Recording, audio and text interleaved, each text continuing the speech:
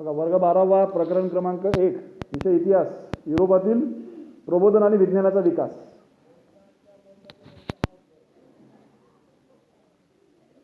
आता युरोपमधील मध्ययुगाच्या अखेरच्या टप्प्यामध्ये प्रबोधन, भौगोलिक शोध आणि धर्म सुधारणेची चळवळ या घटनेमध्ये आधुनिक युगाचा पाया रचला गेला.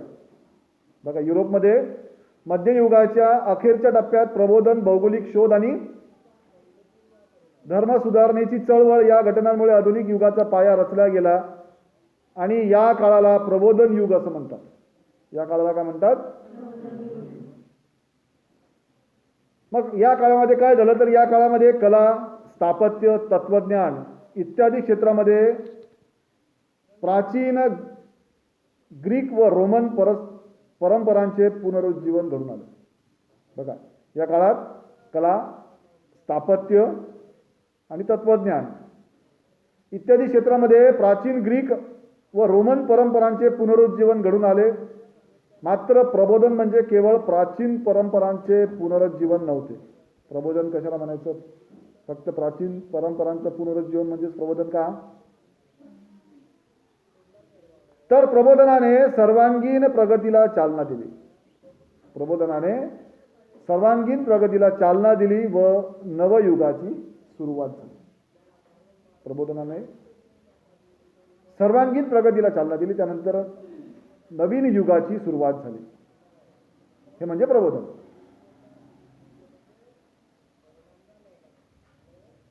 आता त्यानंतरचा मुद्दा आहे 1.1 मध्ये युरोपातील धर्मयुद्धे, क्रुसेडर्स आणि त्याचे दूरगामी परिणाम.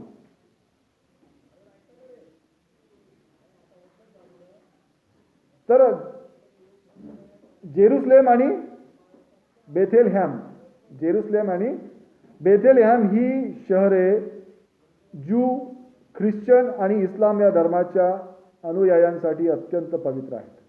कोणकोणती शहरे आहेत? जेरुसलेम आणि बेथेलहॅम.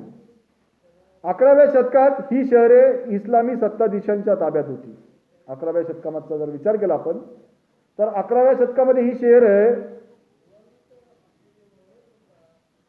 इस्लामी सत्ताधीशांच्या ताब्यात होती. ही शहरे परत मिळवण्यासाठी ख्रिश्चन धर्माच्या अनुयायांनी वेळोवेळी केलेल्या लढाया यांना धर्मयुद्धे किंवा त्याला क्रुसेडर्स असं म्हणतात. लक्षात आलं का तुमच्या? 11व्या शतकामध्ये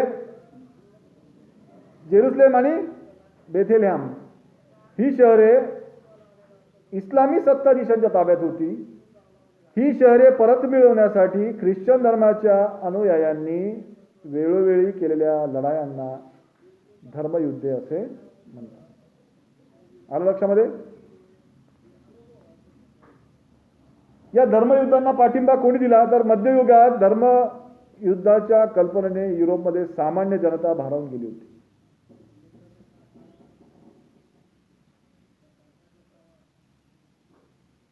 आणि या काळातील ख्रिस्ती धर्माचे जे प्रमुख होते, धर्मगुरू पोप यांनी जे लोक धर्मयुद्धामध्ये सामील होतील त्यांना पापक्षालना संदर्भात विशेष सवलती जाहीर केल्या. पापक्षालन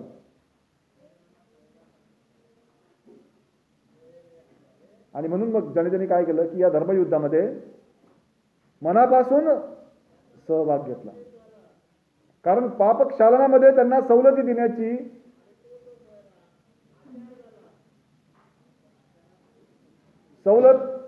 त्या ठिकाणी धर्मगुरू पोप यांनी जे लोक या धर्मयुद्धामध्ये सहभागी होतील त्यांना सवलत त्या ठिकाणी दिली होती. आणि म्हणून जनतेने त्या ठिकाणी प्रचंड असा सहभाग मनापासून त्या ठिकाणी घेतला आणि युरोपमध्ये सामाजिक राजकीय पार्श्वभूमी त्या युद्धांना कारणीभूत ठरली. युरोपमधली जी सामाजिक आणि राजकीय पार्श्वभूमी होती ती सुद्धा त्या युद्धाला कारणीभूत ठरली. त्यानंतर रोमन सम्राटांना धर्मयुद्धाच्या आधारे सिरिया आणि आशिया मायनर येथे स्वतःची सत्ता प्रस्थापित करायची होती. जे रोमन सम्राट होते या रोमन सम्राटांना धर्मयुद्धाच्या आधारे सिरिया आणि आशिया मायनर येथे स्वतःची सत्ता प्रस्थापित करायची होती. इटली या देशातील व्हेनिस आणि जेनोवा या व्यापारी शहरामधील धनिकांना मध्य आशियात बाजारपेठा प्रस्थापित करायच्या होत्या. यासारख्या विविध कारणांनी युरोपमधील सत्ताधारी आणि व्यापारी यांनी धर्मयुद्धाला पाठिंबा दिला. म्हणजे जे सत्ताधारी होते आणि व्यापारी होते त्यांनी या कारणासाठी धर्मयुद्धाला पाठिंबा दिला. इसवी सन 1096 मध्ये पहिले धर्मयुद्ध झाले. लक्षात ठेवा, महत्वाचा प्रश्न आहे. इसवी सन 1096 पहिलं धर्मयुद्ध कधी झाले? इसवी सन 1096 मध्ये झाले. दुसऱ्या धर्मयुद्धाच्या दरम्यान पोप युजिनियस तिसरा याने फ्रेंच राजा 7वा लुई आणि जर्मन सत्ताधीश 3रा कॉन्रॅड यांना मदतीस घेतले. बघा, दुसऱ्या धर्मयुद्धाच्या दरम्यान पोप युजिनियस तिसरा याने फ्रेंच राजा 7वा लुई आणि जर्मन सत्ताधीश 3रा कॉन्रॅड यांना मदतीस घेतले. तुर्कांनी त्यांचा पराभव केला. इजिप्तचा प्रमुख सालदिन याने इसवी सन 1187 मध्ये जेरुसलेम जिंकून घेतले. हा सुद्धा एक महत्त्वाचा प्रश्न आहे. इजिप्तचा प्रमुख सल्दिन याने 1187 मध्ये जेरुसलेम जिंकून घेतले. हे लक्षात ठेवायचं. आणि एकूण 9 धर्मयुद्ध झाले. एकूण किती धर्मयुद्ध झालीत? एकूण 9 धर्मयुद्ध झालीत. या धर्मयुद्धांचा शेवट झाला तरीही जेरुसलेम आणि त्याच्या परिसरातील प्रदेश हा इस्लामी सत्ताधीशांच्या ताब्यातच राहिला. हे लक्षात ठेवा.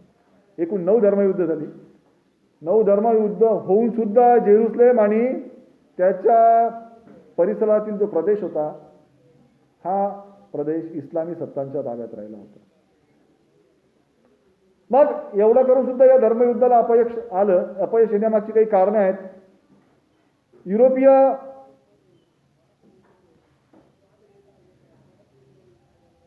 धर्मयुद्धामध्ये ख्रिस्ती धर्मयुद्धांना अपयश आलं. त्याचं कारण पोप आणि युरोपातील सत्ताधीशांनी या युद्धाकडे संकुचित वृत्तीने पाहिले. या युद्धाकडे पाहण्याचा दृष्टिकोन त्यांचा संकुचित होता. त्यानंतर धर्मावरील कमी झालेली श्रद्धा, युरोपातील विविध राजांमध्ये एकीचा अभाव, युरोपातील जे विविध राजे होते त्या राजांमध्ये एकीचा अभाव, त्यानंतर पोप आणि जर्मन सम्राटातील वितुष्ट,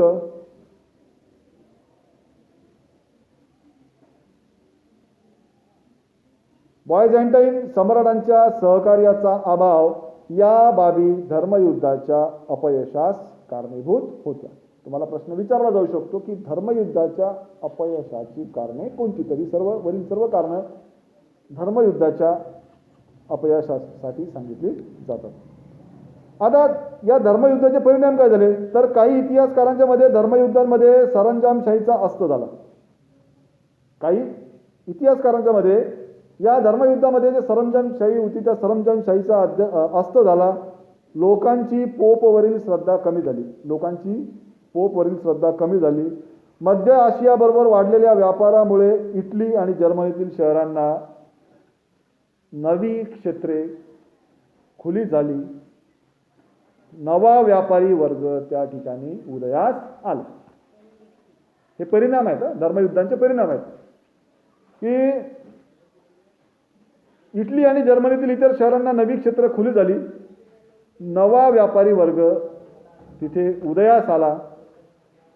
युरोपीय वृत्तपत्रात अनेक बदल घडून आले. किल्ले बांधणी, किल्ल्यांच्या लढाईचे ठाणे म्हणून उपयोग, लष्कराच्या वाहतुकीसाठी पूल बांधणी, शत्रूचे मार्ग उद्ध्वस्त करणे आणि इत्यादी गोष्टींमध्ये युरोपीय राष्ट्रांनी प्रावीण्य मिळवले. लढाईचा खर्च भागवण्यासाठी युरोपमधील राजांनी नवीन कर लागू केले आणि हे कर थेट राजाच्या तिजोरीमध्ये जमा होऊ लागले. हे जे कर आहेत हे कर थेट राजाच्या तिजोरीमध्ये जमा होऊ लागले.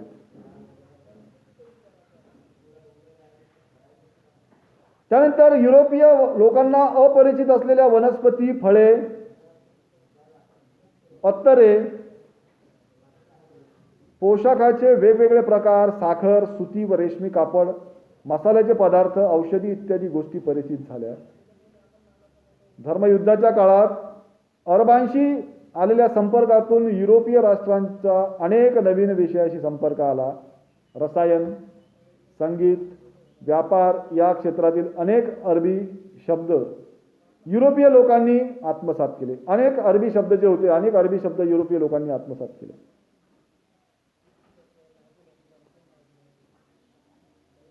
नंतर आहे युरोपातील प्रबोधनाचा काळ.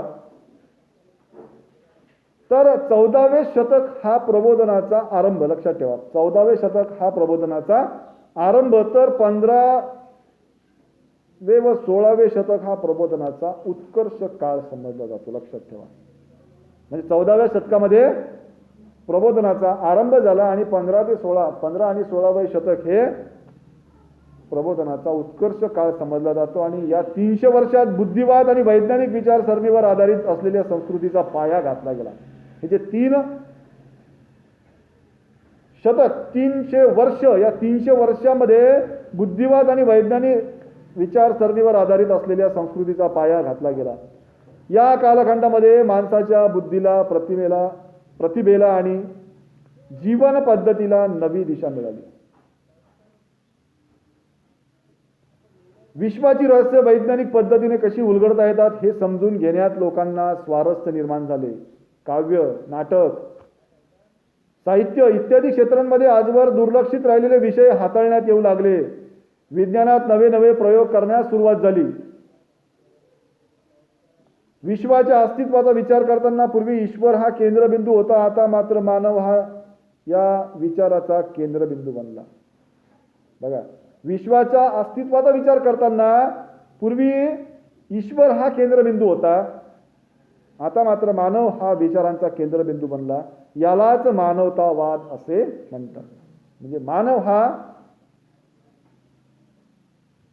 विचारांचा केंद्रबिंदू बनला, त्यालाच काय म्हणतात? मानवतावाद. पूर्वी ईश्वर हा केंद्रबिंदू होता, त्यानंतर मानव हा केंद्रबिंदू बनला आणि यालाच काय म्हणतात? मानवतावाद. यालाच काय म्हणतात? या काळामध्ये धाडसी दर्यावर्दींना दूरवरचे प्रदेश शोधण्यासाठी युरोपीय राज्यकर्त्यांकडून प्रोत्साहन मिळाले. म्हणजे जे धाडसी दर्यावर्दी होते, या धाडसी दर्यावर्दींना याच काळामध्ये युरोपीय राज्यकर्त्यांकडून प्रोत्साहन मिळाले. पाहिलेल्या देशातील वनस्पती, फळे, फुले, झाडे, नवनवे प्राणी, विविध शस्त्रास्त्रे व त्यांची माहिती या दर्यावर्दींनी माहितीशी आणली. हे जे दर्यावर्दी होते, बाहेरच्या देशामध्ये गेले, त्या ठिकाणी असलेले जे फुलं असतील, फळे असतील, काही माहिती असेल, वनस्पती असतील, नवीन नवीन प्राणी असतील, नवीन माहिती असेल, ही माहिती या दर्यावर्दीने देशामध्ये माहितीशी आणली. इसवी सन 1543 मध्ये निकोलस कोपर्निकस याने ग्रहमाला पृथ्वी केंद्रित नसून सूर्य केंद्रित आहे असे प्रतिपादन केले. बघा, कधी? 1543 मध्ये. कोणी? कोपर्निकसने. 1543 मध्ये कोपर्निकस याने ग्रहमाला पृथ्वी केंद्रित नाही तर ती सूर्य केंद्रित आहे असं प्रतिपादन केलं.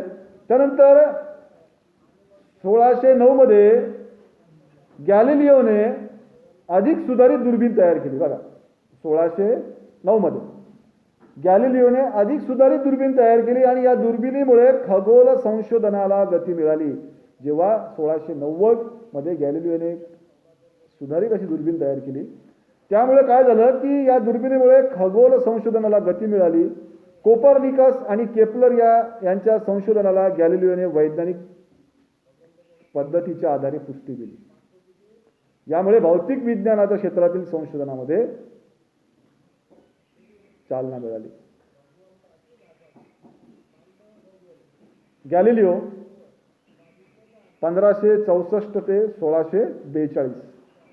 आता गॅलिलिओ याने निरीक्षण करणे व सिद्धांत मांडणे, निरीक्षण करणे आणि सिद्धांत मांडणे अशी तर्कशुद्ध पद्धत रूढ केली.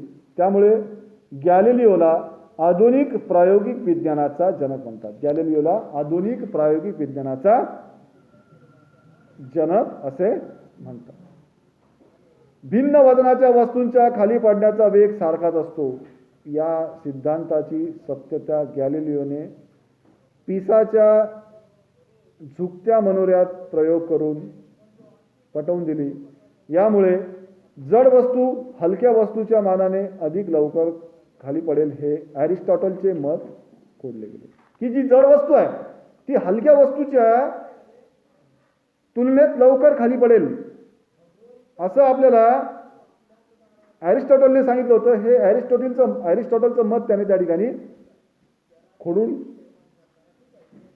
टाकले आणि गॅलिलिओने सुधारित दूरदर्शक म्हणजे दुर्बीण बनवून मोठी क्रांती घडवून आणली. सुरुवातीच्या काळातील दुर्बिणीची क्षमता वाढवण्यात गॅलिलिओला यश आले. याचा फायदा दर्यावर्दींना मिळाला. जे दर्यावर्दी होते त्या दर्यावर्दींना याचा फायदा मिळाला. समुद्रातील दूरवरच्या छोट्या मोठ्या भूमी शोधणे त्यांना सोपे होऊ लागले आणि दुर्बिणीच्या साहाय्याने त्यांनी गुरु या ग्रहाचे 4 मोठे व तेजस्वी उपग्रह शोधले. बघा, गुरु या ग्रहाचे त्यांनी 4 मोठे आणि तेजस्वी उपग्रह शोधले. चंद्र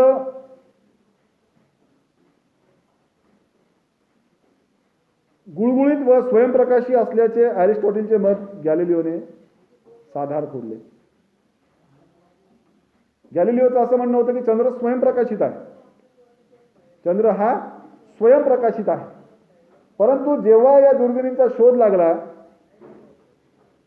तेव्हा ॲरिस्टॉटलचं जे म्हणणं आहे ते गॅलिलिओने साधार खोडले. चंद्रावर डोंगर दऱ्या असून तो सूर्यप्रकाशाच्या परावर्तनाने प्रकाशतो. चंद्रावर डोंगर दऱ्या आहेत आणि त्याला स्वतःचा प्रकाश नाही, मग तो सूर्याच्या प्रकाशाच्या परावर्तनाने चमकतो किंवा प्रकाशतो. हे गॅलिलिओने सिद्ध केले. सूर्याला स्वतःभोवती फेरी मारण्यास 27 दिवस लागतात असेही गॅलिलिओने सांगितले. गॅलिलिओ हा सूर्यावरील डागांचे निरीक्षण करणारा पहिला शास्त्रज्ञ होता. बघा, सूर्यावरील डागाचं निरीक्षण करणारा पहिला शास्त्रज्ञ कोण असे मानले जाते.